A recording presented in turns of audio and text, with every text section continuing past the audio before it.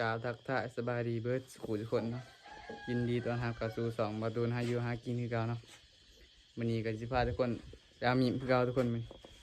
ในพานรถเป็นพอเนาะเป็นทางที่2แล้วทุกคน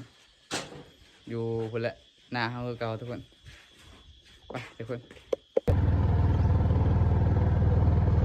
ไปทุกคน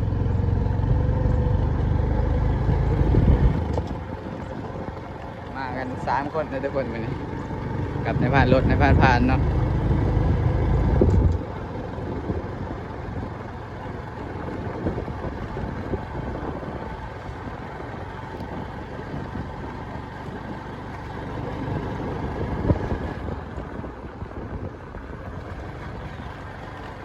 แต่ว่าห้างที่เบิ้นพอนะกะบ่ไกลกันไปได้ทุกคนนะจากก่อนที่ว่า5 วาดนี่เนาะ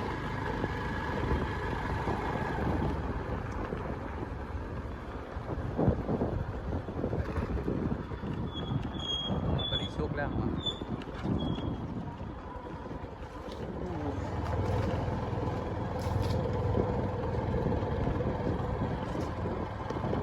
ตอนนี้ก็หอดเตียงหน้าเฮาทุกคนเนาะ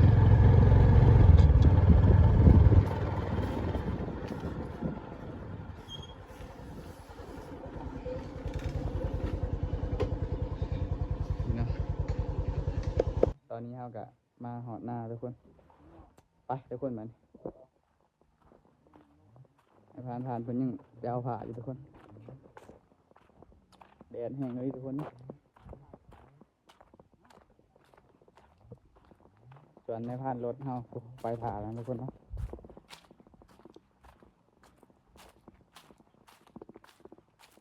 ส่วนว่าห้างบ่ใหญ่บันไดแต่ว่าหัวน้ำนี่ก็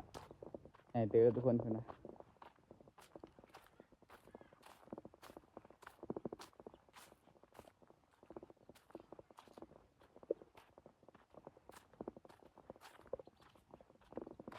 บันไดในผ่านรถเพิ่นก็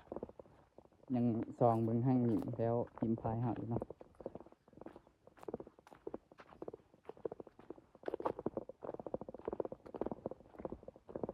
ใกล้เติบไปทุกคนนะทางไต่ทางสวนหน้าเฮาพอได้ทุกคนเพิ่นพอตอนนี้เฮาก็มาหอดแล้วทุกคนบนที่เพิ่นเห็นเนาะแต่ว่าก็ใหญ่กว่าเก่าทุกคนเนาะก็ใหญ่เลยทุกคน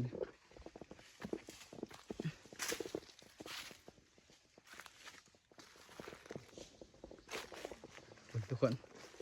ห่างมันเนาะ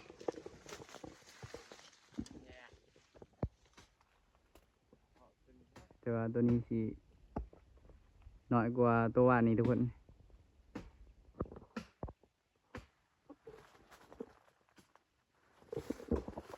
จะได้ในผ่านครับคิดว่าสิเอาได้อยู่ห่างมันได้อยู่แล้วมันยากแน่ในผ่านเท่านั้นเนาะ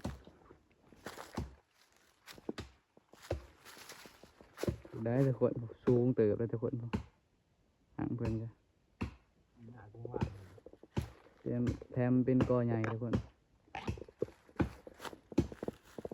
เนาะในผ่านรถเป็นก็กำลังทำการตัดเหตุใหม่ขับขืนเนาะนี่ในผ่านกับกำลังแปลงหลังเนาะตอนนี้เนาะที่ทำการตีมิมตอนนี้เนาะ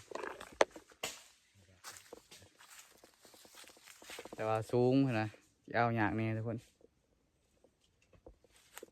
แต่ว่าห่างกับ10 บวก 6ทอตัวว่านนี่ทุกคนเนาะเดี๋ยวไปติดตามมาศพมาเป็นสีเห็ดจะได้เนาะ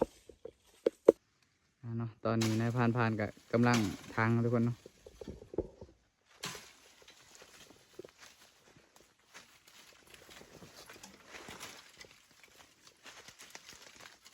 แต่ว่าแต่สู้ในหนึ่งนี่แม่มันอยากแตกเลยทุกคน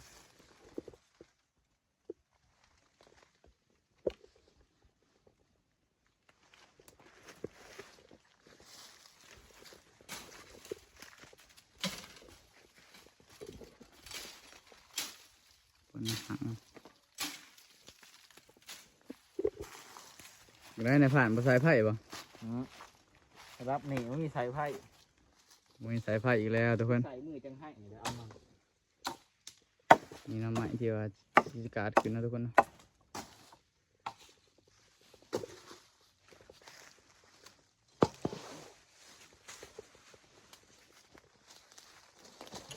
ปุ่นเนาะเอาขึ้น อันนี้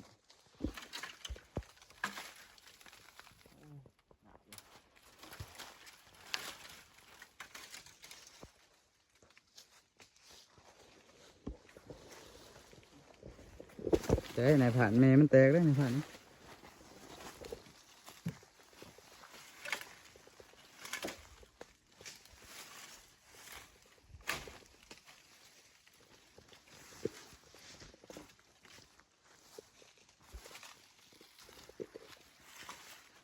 ปุ่นเนาะในผ่านรถเนาะเป็นคนเพาะได้เพิ่น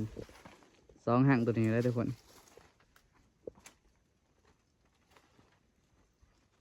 เป็นเพาะในสองมือเรียนติดเนาะ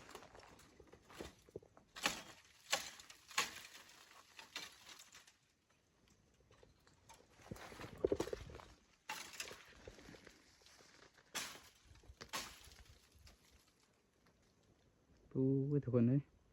บึงแม่มันแตกกันทุกคน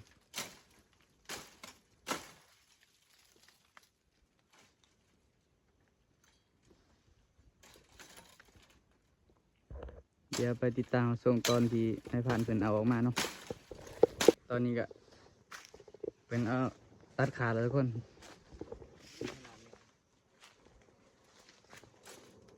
ใช่เลยเพิ่นเนาะอู้หัวหน้ำมันสีบีเลยอู้ทุกคนพี่ปอทุกคนหัวหน้ำไงครับกะลีทุกคนพี่ เอาไปให้คุณยางใจดูไปเหรอ ไปทุกคนมันเดินทางกลับได้บัดน